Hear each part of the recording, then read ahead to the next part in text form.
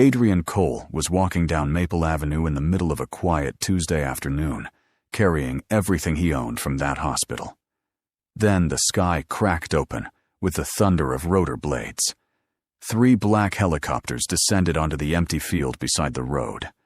Men in tactical gear hit the ground running, and the first one to reach Adrian grabbed his arm and shouted, "Are you Dr. Cole?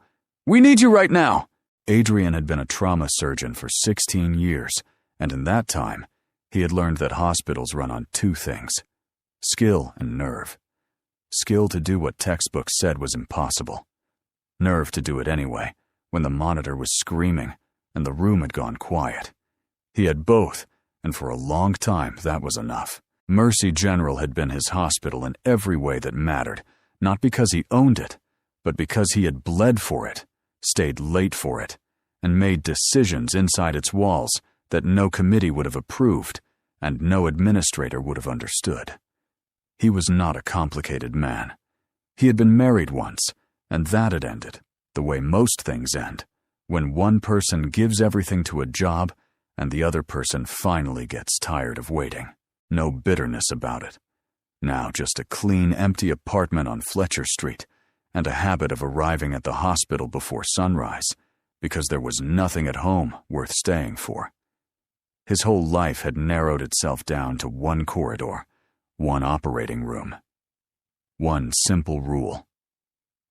If a person was still breathing when they came through that door, his job was to make sure they kept breathing. Everything else was noise. For 16 years, that rule had been enough. Then Victoria Halstead arrived. She came in on a Monday morning in early spring, the kind of morning that still had a bite in the air, and by noon, she had already rearranged the executive floor and scheduled meetings with every department head. Adrian had his the following Thursday. He sat across from her in a glass-walled office that still smelled like fresh paint, and within 5 minutes, he understood exactly what kind of director she was going to be. She spoke in numbers. Reimbursement rates, average procedure costs, length of stay metrics, revenue per patient ratios. She had a way of delivering those numbers that made them sound like facts of nature, like gravity, like something no reasonable person would argue with. Adrian was not always a reasonable person. He asked her somewhere around the 15-minute mark what she planned to do about the trauma cases that didn't fit neatly into a reimbursement category. Complex polytrauma. Rare internal injuries. The kind of cases that cost 3 times the standard rate and took 10 times the surgical hours. Victoria looked at him across the desk with a calm that he would come to recognize as her default setting, and she told him that every case would be evaluated on a cost-benefit basis going forward. That pre-authorization would be required for high-risk, high-cost interventions, that the hospital had to operate as a sustainable institution. Adrian drove home that night, with his hands tight on the steering wheel. Over the following months, the conflict between them became a slow-moving landslide. It never exploded all at once. It built in layers, a case refused here, a form, denied there, a meeting where Adrian pushed back, and Victoria listened with perfect patience, and then did exactly what she had already decided to do. There was a 43-year-old man with a ruptured hepatic artery who needed emergency intervention that the system had flagged as non-standard. Adrian performed it anyway. Victoria called him in the next morning and told him that what he had done had bypassed every protocol she had put in place. He told her the man would have been dead by morning if he had waited for authorization. She told him that was not the point. He told her that, to him, it was the only point. That conversation became the template for every conversation that followed. The staff noticed. The nurses, the residents, the anesthesiologists, who had worked alongside Adrian for years. They all felt the line being drawn down the center of the hospital. On one side, the way things had always been done. On the other, the way Victoria Halstead needed them to be done.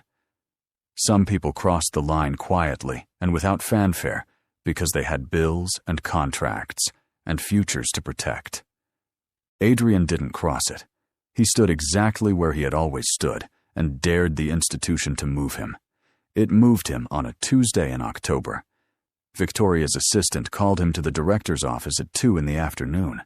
He went without asking why, because he already knew.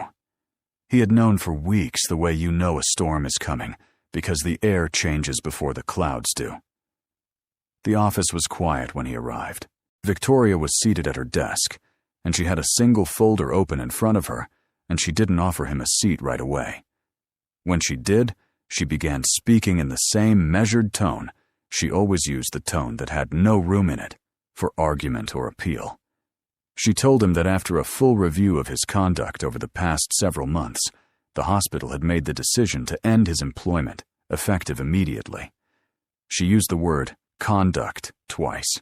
She said that he had demonstrated a consistent pattern of disregarding institutional protocols, that he had created liability exposure on multiple occasions, and that the culture he embodied was fundamentally incompatible with the direction the hospital needed to go.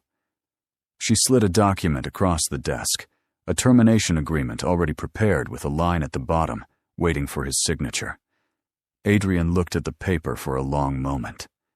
Then he looked at her. 16 years, he said. I understand this is difficult, Victoria replied. He didn't sign anything.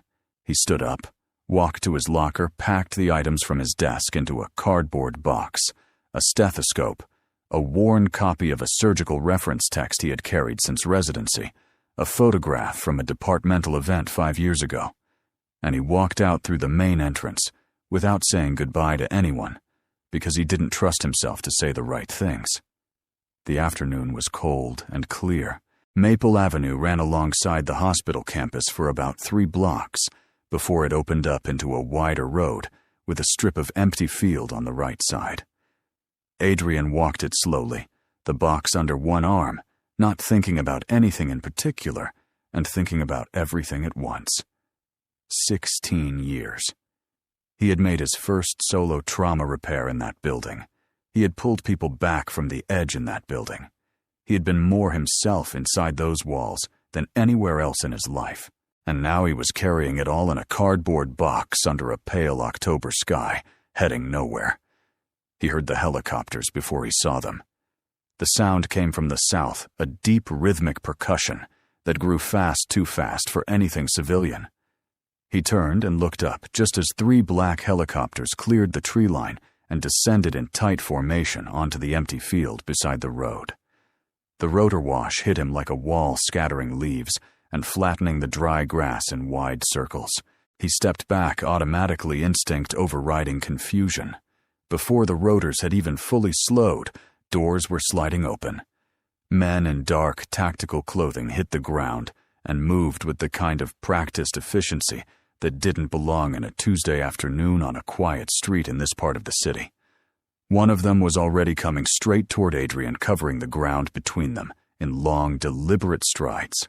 He was broad across the shoulders, maybe mid-40s, with close-cropped gray hair and the expression of someone who had not slept recently and was operating entirely on urgency. He reached Adrian and grabbed his arm, not roughly, but with zero ambiguity about who was in charge of the next 30 seconds. "Are you Dr. Adrian Cole?" the man asked.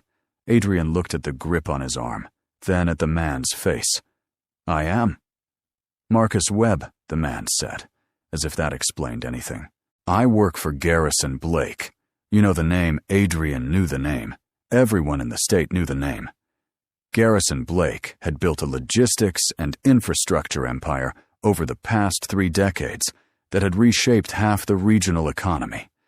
His name was on 2 hospital wings in neighboring counties, a research foundation, and about a dozen other things that required more money than most people could imagine. Blake was in a vehicle accident 90 minutes ago, Marcus said, already moving, already. Steering Adrian toward the nearest helicopter without quite waiting for an answer. "Internal trauma. Our medical team stabilized him on site, but he needs surgery. Our people tell us it's a hepatic and diaphragmatic injury with vascular involvement, and that there are maybe 4 surgeons in the state who have performed this specific repair under emergency conditions." Adrian didn't move toward the helicopter yet. Then call one of the other 3. We did. Marcus met his eyes directly. 2 are currently in surgery.